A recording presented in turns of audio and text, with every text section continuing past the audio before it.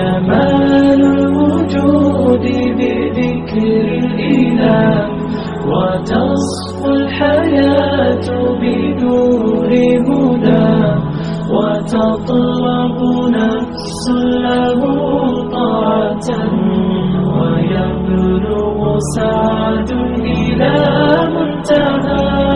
فؤاد شغوف إلى ربه أحب جمال الوجود بذكر الإله، وتصفو الحياة بنور هدى، وتطلب نفس له طاعة، ويبلغ سعد إلى منتهى.